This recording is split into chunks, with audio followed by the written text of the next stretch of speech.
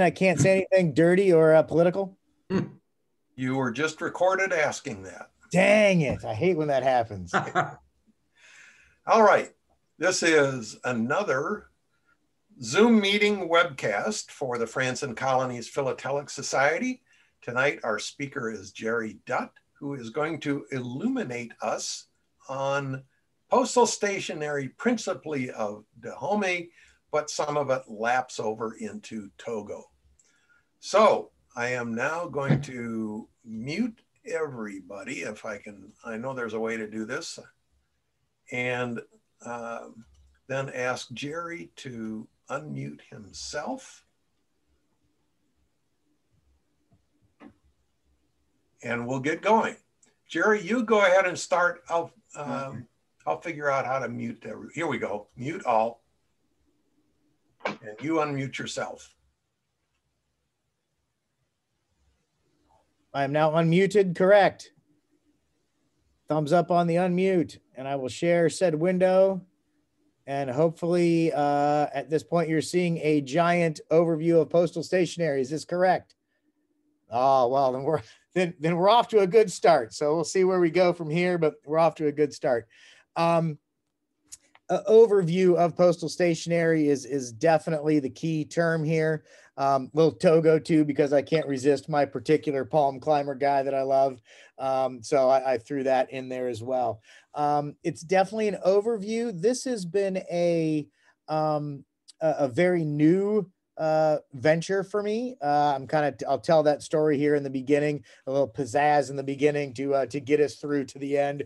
But it's been interesting how I kind of got pulled into postal stationery a little bit and didn't quite realize how interesting it was, the kind of variety that's there, the use that's there. It's a pretty cool thing. And so it kind of went along for those of you that may have been around at some of our Northeast Ohio shows. I exhibit the palm climber issue, which is the little guy climbing up the palm tree from Dahomey, and then rolls over into Togo a little bit as well. So I really was a stamp guy. I mean, that was my stamp. I love the stamp. I got some production material. I started doing an exhibit, kind of working my way up the ladder on the exhibits, and have just had a good time with it. And then was kind of regaled with some tale about postal stationery. I had some in my exhibit, and then had an interesting chance meeting with a fella that kind of led to this. So with that, there are 40 total issues in that postal stationery world for Dahomey. I'm missing 2 of them, one of which has questionable existence. So I've got it down to 1 that I'm still trying to track down. In Togo, there were only 7 things issued, with both the French the Togo, the French occupation overprint, which you'll see, and then the regular Togo overprint as well. So there's not a lot. I mean, in this little neck of the woods, there's not a whole lot of it there. There's not a lot to track down. It's kind of neat. And they're definitely more rare used than mint. But I have, it has the appearance that they were all available. As I'm now starting to really pull together the used material, the things that actually went through, weren't favor canceled, the things that actually were used. I think they were pretty well all available. So we'll kind of start with the letter card. Like I said, this is kind of the big bang for the buck to start us off and keep everybody's interest until we tail down to the end here. But what really kind of kicked this whole thing off is these particular letter cards here. So this is the attention grabber. Hey, ladies and gentlemen, here we are. Here's the attention grabber. Pay attention for a minute. These were issued in 1890, and they're the only 2 known. So these are it. The 15 cent with the blue on the cream, and the 25 cent black on the darker, whatever you want to call that, darker cream. But those are it. And this is a great story. I love to regale the tale, and I think it's all of us have had this moment, but it reminds us to keep on the hunt. I was aware of the postal stationery. I knew what was kind of there. Obviously, these are not my little palm climber guys, but I knew it was kind of there. And I was at this show in Atlanta. Ken was actually there with me. A gentleman named Wayne Manuse was a judge of my material, and he looked over my exhibit, and he made a joke. He was like, "Hey, you're missing some of the postal stationery, right?" And I kind of teased a little bit, and I go, "Yeah, I know I'm missing some of it. Speaking of that, do you know who Dr. Mitchell is?" And Wayne, without missing a beat, turns to me and goes, "What do you need him for? He doesn't own them anymore." And I, of course, was immediately like, wait, A, you know what I'm talking about. And B, what do you mean he did? Because in the catalog, in the Higgins and Gage catalog, these were listed as the only known, had a value. And then it said in the Dr. Mitchell collection. Now, of course, I don't know about you guys, but I'm looking at this catalog from, the 70s going, well, how in the world am I supposed to know who Dr. Mitchell is? And what, that doesn't tell me much. And so that's all it said in the Higgins and Gage catalog. So Wayne proceeds to tell me this fantastic story of, and obviously true story. He worked for Higgins and Gage back in the early 70s. As a younger guy, he was starting to get into postal stationery. And when Dr. Mitchell, of course, when Dr. Mitchell went blind, he sold his collection to Higgins and Gage. So right about the time they were making the catalog, it transferred from Dr. Mitchell to Higgins and Gage. And Wayne, as he was working there, kind of made a deal at the end of the summer. Don't pay me so much money, but can I open up the vault and get a few things? And these were two of the things that he grabbed. He then proceeded to fill me in. There was the original owner back in the day was a guy named Dr. Picard, obviously high level French connections somehow. He was a French guy, but connections to get these out of the French printing somewhere along the line. And the fun conclusion, the reason I get to share these with you is because I somehow sparked enough interest in Wayne to actually sell me these along with his Dahomey and Benin collection, which he'd never done before. I know Ken knows him a little bit, and he's never sold anything allegedly. And I was the first guy that poked him just enough to go, you want to sell me that stuff, don't you? And so we actually had a great deal. And there's the provenance behind these guys. So that's kind of my fun story as to why I got sucked into postal stationery. It was just kind of a joke. And when he gave me that answer, I went, oh, this is too cool. And it's so fun in the philatelic world. I think that happens a lot to us if we pay attention. If we ask around, we get to hobnobbing, we get to starting to meet some folks in the world and ask. We can really track down some really interesting things. So one thing I haven't found out, and I'm trying to needle Wayne for, is these were issued in 1890, and the next ones then weren't issued until 1900. So there's like a, the catalog and all the historic stuff says 1890 for those. Why the 10-year gap? What were they studying? What was the reason why it kind of took so long to bring these actually out? But on the left, as you see that fancy little red box there, that tracking number, code number on it's 47 on the 15 centime and 49 on the 25 centime. That's the difference between the 1900 printings and the 1901 printings. And the colors, the bottom two, obviously the 25 centimes, it doesn't say a difference in the catalog about pink or not. And I only have these two right now. So I'm on the hunt down for a couple more to see if it's an actual variety or if it's just faded and, that kind of deal. So, cause there's a couple varieties in the color as you move along. As you can tell, they changed the 15 and the 25 centimes were the coloration of what was going on at the time, in those, group types. So those were kind of the first two that came out.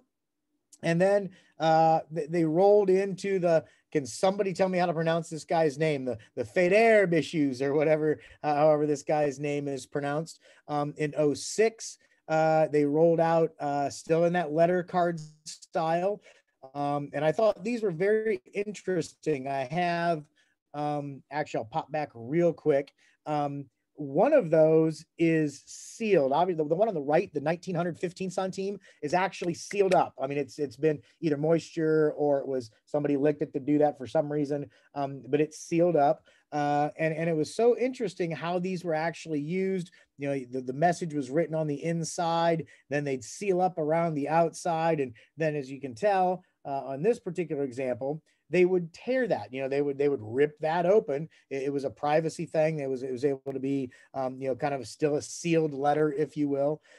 This one was, you know, I won't say super early, but, you know, but very contemporary. These came out in 1906. And this one was mailed in 1907. Of course, most of these you find it's kind of interesting.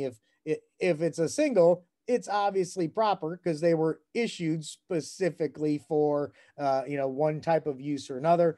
This one obviously is a domestic usage within Dahomey itself. The one that really makes me happy, and oh, and by the way, that's the only at that point in the letter card, that was the only one that was issued in the Fade Arab style of stamps. This one is my guy here, the Palm Climber. I absolutely love these. I had some of these in that exhibit, which led to being able to share this with you guys here this evening. But the 10-cent letter card coming October 23rd, you know, you can kind of read that kind of fun stuff. What was neat, and I've started doing this a little bit more with my, with a lot of my, anything that I've got an insert or a letter card or a postcard, I'm trying to translate it. And it was a very interesting letter of introduction for somebody who had staying in the country after the occupation was over. You know, World War I's over.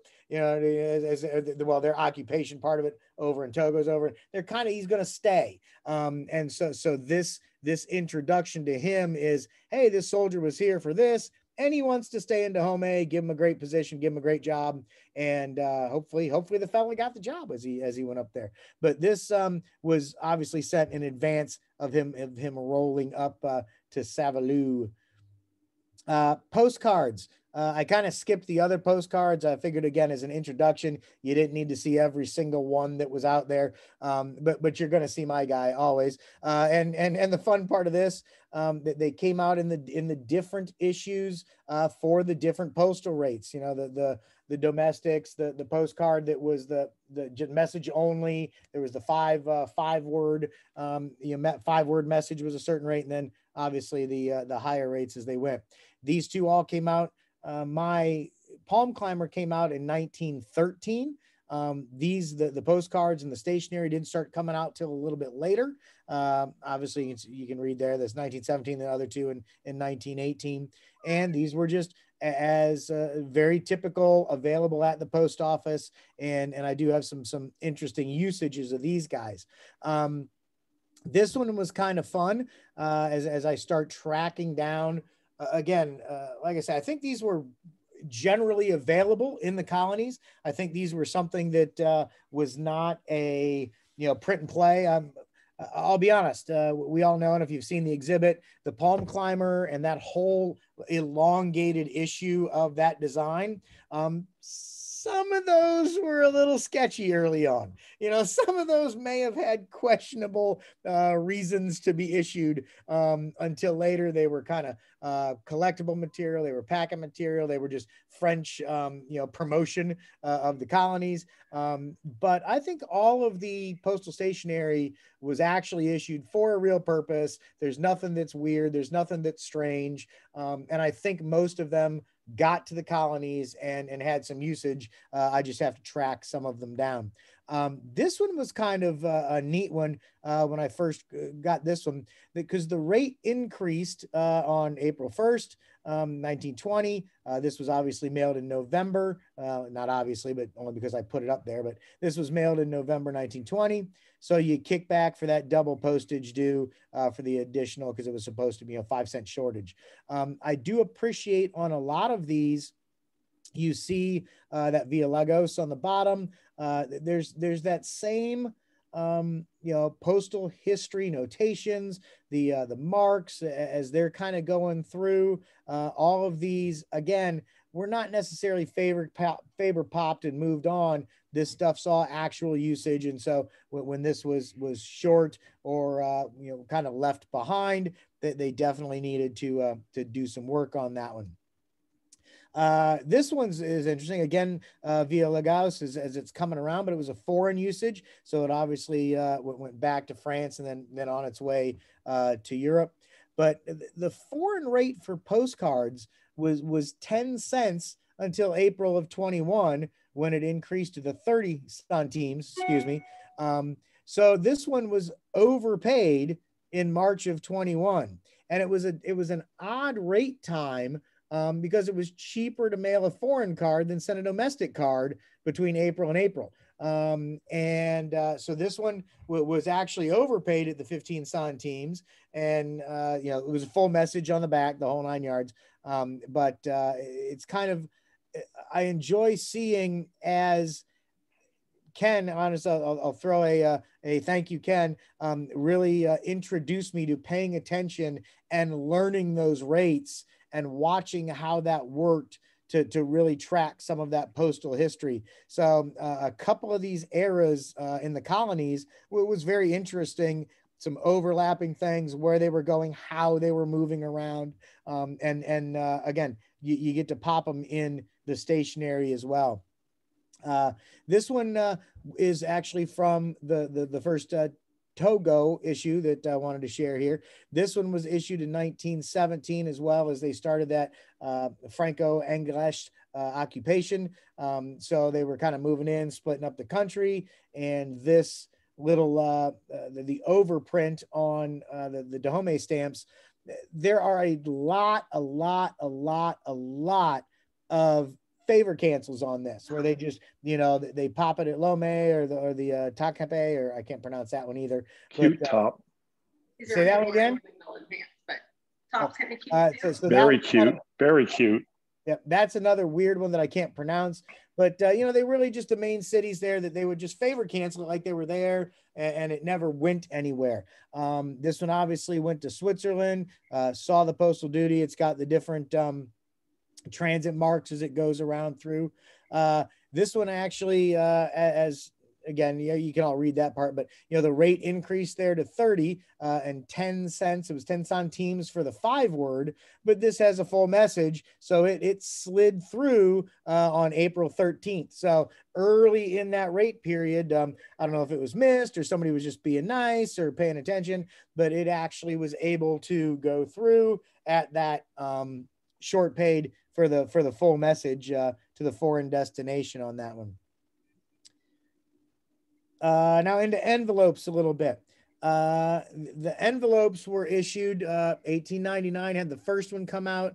It was a 5 centime and a little guy, 107 by 70. And what would, I'm actually going to ask a question at the end of my little presentation here, but I have yet to quite figure out why all the sizes. What was the purpose in, they've got the 5 centime was a little guy.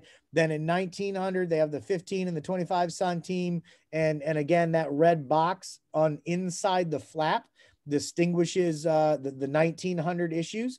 And then in 1901 both the 15 and the 25 centime was issued in 3 different sizes. So now all of a sudden we've got all these different size envelopes, and I don't really understand why. I mean, you just mailing a bigger letter or what? Why didn't they just do the one? Why is there a smaller one? If it's the same price, why don't you just have one big envelope and stick everything in it? I'm not sure. And I see one fella shaking, so I want to hear the answer when we get to it there. But then in 1906-07, again, we got the Fade issues that came out. And again, in those different sizes, you've got the 5 centime, the 10, 2 10s, and then the 25, and each in a different size. I wanted to kind of share with you guys some of the usages again in a at least close to the proper era. So these came out 06, 07. This was mailed in June of 08. And obviously it was a foreign destination one here, going up there. I think it was foreign destination. That one.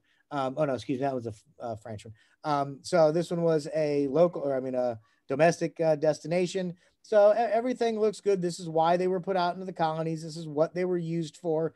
And they're not easy to find, but you can continue to find things that were used properly.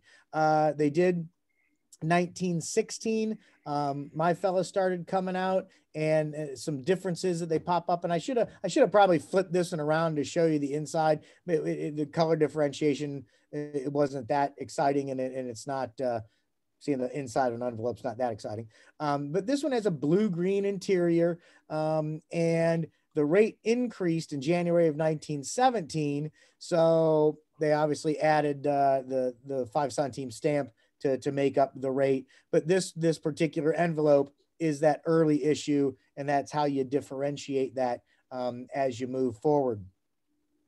This one here, they had a couple that were issued with heavier paper versus lighter paper. So that's obviously pretty easy when you're handling it to be able to check it out.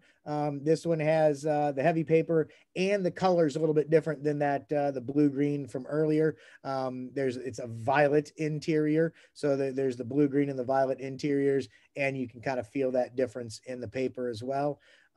This one in 1918, there was a 10 centime also issued in the same size.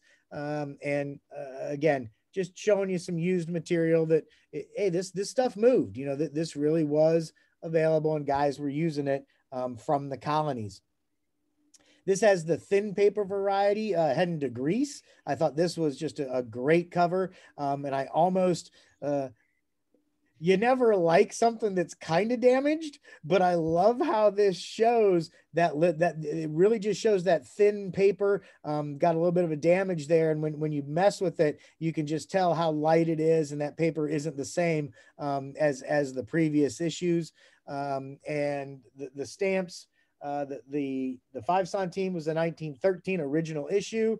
The 2 little 15s were in 1917. Then the 15 on the envelope is 1918, and the whole thing mailed in 1919. It really helps my story in my exhibit when I talk about that these stamps were available for a long time as well. They didn't keep reprinting and running out of things. They just had a bunch of stuff around, and they kept mixing and matching till the 40s, honestly. So it's interesting to see when the use of a particular stamp was pulled out of the post office, stuck on a cover, and sent, and it can be up to 30 years later for real. It's kind of interesting to see. And these obviously were all the proper rates and all the proper fun stuff to show that it really did head off to Greece and get to that guy's name that I can't pronounce. There was a 25 centime and a 5 centime issued 22 and 24. And those were kind of the end of the issues for that. This is a little cheater because this comes out of my exhibit, and I didn't want to pull them all off and scan them. So this is my cheater page for the Togo. Again, that occupation in 1917, they had these 2 guys. The little guys always had the point. They had the point, the envelope on the little guys. And this kind of gives an example of that favor cancel. Yeah, that's beautiful. So that favor cancel that pops in there, they didn't really see a lot. These obviously didn't see usage, but again, at least showing they were there. And then I'm sure there's some, I actually have the little guy in a real actual proper use, and then went somewhere. I'm still trying to track down the bigger one for that, but I'll take the favor cancels, just showing that they were available and continued to move. And then last but not least, this is the last example in Togo. They got rid of that bottom part showing the occupation, just had the Togo overprint. As far as I understand, as far as the catalogs and things that I've learned as I'm kind of learning about this, there aren't any errors. There aren't any, color variations that don't have the overprints on them. Everything seems to be pretty on the up and up as it went through. These were issued in 21 and 23 in the different sizes. That was it for French Togo. So those couple issues that were the occupation and then this overprint, that was it for Togo. And as I showed just a second ago, 1924 was the end of the Dahomey as well. That was the last of the stationery that was issued there until much later, after it was non-colonial. There's some things that kind of kick back up later. But as far as that French colonial period, that's it. There you go. You've seen a full-on overview of the postal stationery of Dahomey and Togo. I've enjoyed it. There's some really, like I said, some neat things I'm tracking down. I do have some other of the used material that is going to hit into the exhibit as we move forward. And that's my one question. And then my kind of wrap up is, hey, thanks for paying some attention. Appreciate sharing with you. I always, I love talking about stamps and talking about my favorite little place in the world. So if anybody listens, I appreciate it. Thank you for listening. I bore my family senselessly with all this stuff when it shows up in the mail. It's like, come here, look at this. And Dad, no, we don't want to. Please don't make us look at that. Yes, you're going to look at it.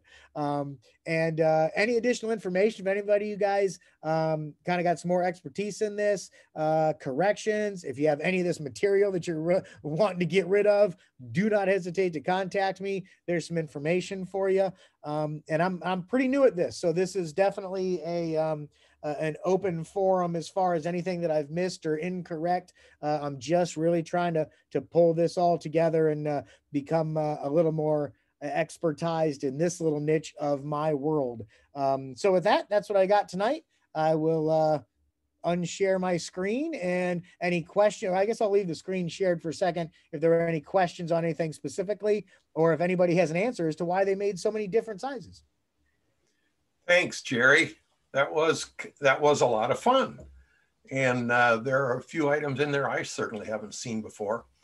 Like you, I have had some French Congo stationery in the past, and I wonder about the sizes of the envelopes. And I know the little ones are for the carte de visite, but the others I really didn't understand.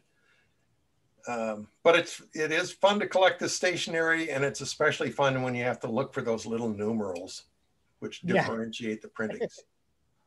Jere, can we go, Ed Grabowski here, can we go back to the letter card first slide? That fella? Yeah, I'm a little concerned. You say start off with an attention grabber, 1890, 1890. To my knowledge, the group type did not come into existence until November 1892. 92. Well, that's, I will, and I meant to double check it, honestly, before I did this again, because I pulled that out of that Higgins and Gage catalog. And so I'm very curious about it. I would love for, and you obviously are the man in the know on this. So I would love to chit chat with you, kind of why that would have been so early, or maybe it's just a missed date, or what do you think? I don't know. I like to refer to this catalog, which is the French catalog of the des entiers postaux de France. Yep. And colonies. That's the one I like to use, and my edition is out of date. It's 1991, like everything I have. But I believe it shows 1899, but it shows cards with numbered corners. So I'm not really sure about what's going on there. I'll just leave that to you, just with the comment that I don't think the group type was in existence until 1890, especially Dahomey, because the colony started as Benin, didn't it? Yeah, correct. Yeah. And so, yeah, early postal stationery has been in, and then the Dahomey stationery comes in 1899. Right. So I would just drop that comment on you. Well, I will pester you with some. I got to actually talk to you about one other thing anyway. So I will double check what H&G says, and then I'd love to see that. I'd like to get a reference on that book that you just showed, and start digging in a little deeper. Well, maybe if you talk to me nicely, I'll sell the book to you. I'll talk real sweet. I'm reaching that point. Well, the other comment I just want to make that has nothing to do with your talk. I don't know if you're a member of the British Franson Colonies group or yes. not. Yep. But, okay, if you go on their website, they're having a new auction, and I think one of the covers, lot number 554, is a cover with your climber on it. You might be interested in it. Lot 554? Yep. Got it. Question, I will ask it kind of a side note, but we're all French guys. I always thought we weren't allowed to bid in that because we were overseas. The UK, I don't know. I've never bid, but I'm not aware of any prohibitions. Oh, good deal. All right. Well, then I'll have to check that out too. Any place I can find them. That's kind of how I dig it up. Thank you for the comment. I appreciate that, because that was one that I'm just kind of, I don't know yet. Yes, sir. Who else has a comment or question for Jere? Frank, I don't know about your French sizes, but I collect US. And during this same time period, it comes in myriad sizes. All postal stationery, all the envelopes always come in myriad sizes. Okay, all right. And what it is they had a basic standard size, like your little one, which was for the cart to visit. Yeah. And then they had a little bigger one, and that was because that's the size the businesses wanted to put their advertising or whatever it is that they're mailing. Yep. And then in US, we go to a number that's about a number 6 3/4, the standard ordinary envelope size. And then there's one that's usually a little longer, and that was because they were trying to not fold the paper quite so much, and they would put it in there. So you have one about number 7, and then you have one about number 8 or 9 that they put inside of number 10s to get back. They would mail a number 10, and they would put a smaller one inside that they were going to have people send back to them. Okay, so yeah, very good. Over time, you got more and more sizes as businesses wanted more and more things. But even in the small size in US, especially if you look in the Colombian, the Colombian issue, right, from US, it has the regular standard sizes, and I collect those. And then I've got them square and tall and square and short and little tiny, and I got all kinds of sizes. And they're not listed anywhere, unfortunately, on the US side. So at least you have some kind of idea on some of yours that you have some sizes there. Yeah. On our side, it's kind of like whatever you find. And when you find it, let us know in case nobody's seen it before. Yeah, that's basically what I've done. And I'm trying to put all the different sizes, and you have to measure them all in centimeters, and just like yours, got to measure them in centimeters, and then stick them in your collection and say, oh, I have all these different sizes. Same indicia, same postage, but all kinds of different sizes. And that's because the envelope companies would make whatever the businesses wanted. Right. Just truly convenience. Just truly. Yeah, it's always convenience until you got to somewhere around the 1920s here, and they stopped doing that. They ended up with standardizing the sizes. Right. And these are all done in 24, so they probably never got to where they. Yours were all before that. Right. So I would say that's probably why you have so many different sizes of things. There we go. Whatever the businesses or the purchaser wanted. Yep. And you may have had some standardized sizing, and you might look through and see, okay, yeah, we have this size in just about everything. Yeah. And again, I do think they were all available, because it does seem like all of the sizes I've you know, I'm tracking them down. I think they're all going to be available postally used by the time I'm done. And that's probably a good indication that it was all available for mailing at the post office. Right. If there was not multiple sizes, that would be a good indication it was not available, because then they were made for collectors and they would all be in one size. Yeah. Oh, that's an interesting thought. And that's what you did eventually in the US. Some of them were questionable, and that was because when you got to that, if they're all the same size, you're going, did they really issue those? Especially if they were awfully large, overly large. Did they really issue it with such a small denomination on a very large envelope? Yeah. The biggest ones, I think, where were the biggest ones? Yeah, the 147 by 112 were the biggest they ever made. And that's just kind of a European size envelope. It's really not very big. Yeah. So looks like everything you've got should be things that were regularly available. Good deal. I like that. Jere, just another comment from Ed again. Sure. I would look to the Postal Stationery in France of the type Sage issue, and they may have simply been duplicating the sizes of those with the decisions made earlier on, and they just repeated in the colonies what they did in the mother country. And the perfect example of that is the values of the first 6 eagles that were printed in 1859 to 62 or 3. The values were chosen on the basis of French rates, not colonial rates.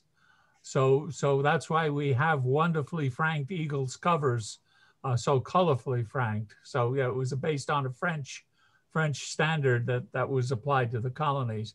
They may have just carried over the French standards to colonial postal stationery. Very good. And what was that you said again? How did you say that? The standard? Type Sage, the Sage type issue. Okay. That's the major issue in France is the 1876 issue, which ran till the 1900s. Okay. And look at that stationery. I was trying to look at it in my book, but I couldn't do it quickly enough. Very good. I've got a comment on the design. I'm looking at the delay catalog for Dome Tome, and it says that particular series of stamp designs, which is the Mouchon, started in 1892. So it does say 92 there as well. 92, yes. Oh, I guarantee you it's November 1892, yeah, because I had the earliest known cover with group type, which was December 1892. Yeah, I can confirm that there is not a single postal entire or cartelet from any French colony with group types seen prior to 1893. Actually, I mean, the letters that Ed had were from Obok, and they were stamped. But all of the stamps and these were postals. Oh, were they? Yeah, they were stamped. I take that back. Yes. Yeah, and all of the stamps and postal, stationery that was printed at the same time. I mean, the design itself probably was, 1890. I would agree, but there was nothing printed and released before November 1892. Yeah, and well, that is what the only catalog that I have, which I've got to get some other stuff. These were the 1900, 1901 were the first ones released. In their note was, and 1890s got to be, I think maybe I think we're on to something on the wrong date, but these were never released. They were the only 2 that they had. that it was a test, you know, whatever they're trying to say there was a test printing, but they're the only two in those colors, that it wasn't an issued set. They didn't get issued here until the 1900 in Dahomey. So, but 1892 is kind of the first designs, what I'm kind of tracking down. So I definitely want to see a couple other catalogs and some other information.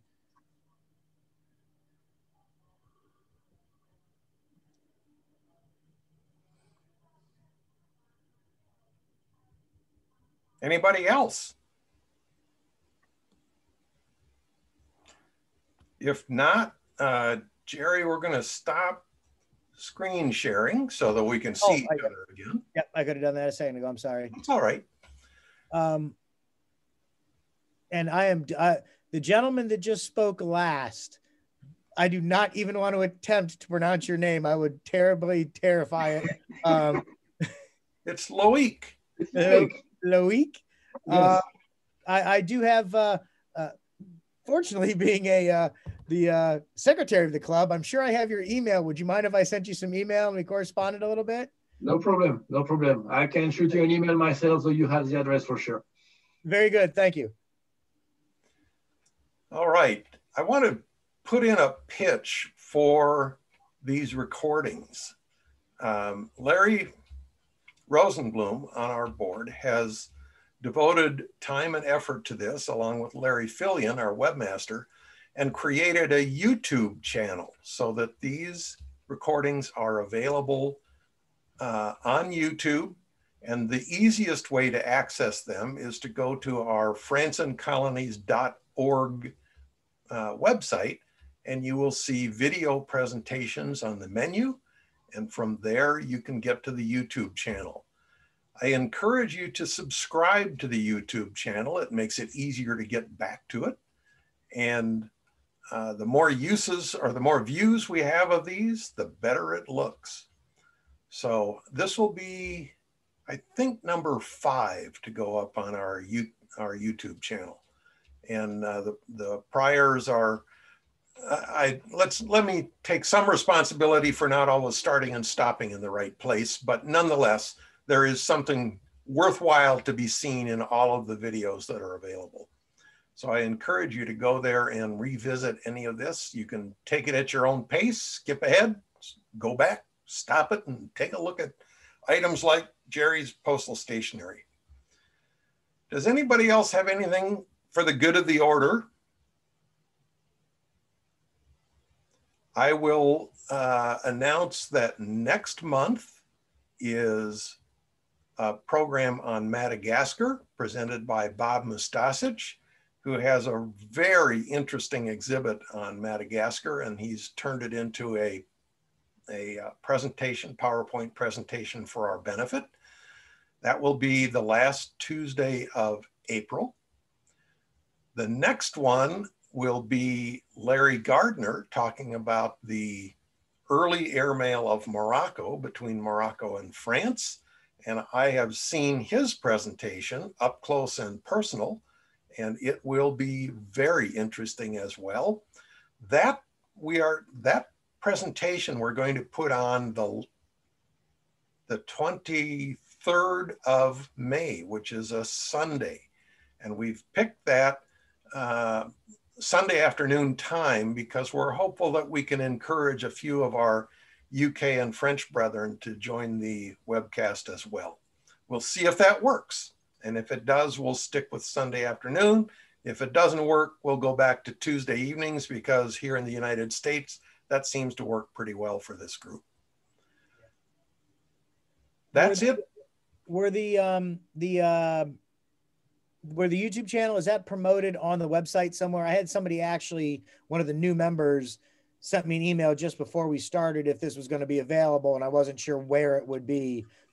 Is that YouTube channel promoted somewhere on the website? Hang on just a minute. I'll put the screen up and you will be able to see it. So I'm going to share screen, and the one I want to share is this one. All right, you're looking at our website, right? Yep. Okay, over here, video presentations. there is a registration form, and it just says, here's how you sign up for the presentations. You see Jerry, you see Bob, and you see Larry coming up. And go back here, and it says, here's our YouTube channel. Oh, boom, okay. And there it is. Okay. Perfect. So it's that easy to get there. And you see in the upper right here where to subscribe. Good deal. So that's how to get there. Anybody else have questions? All right. I have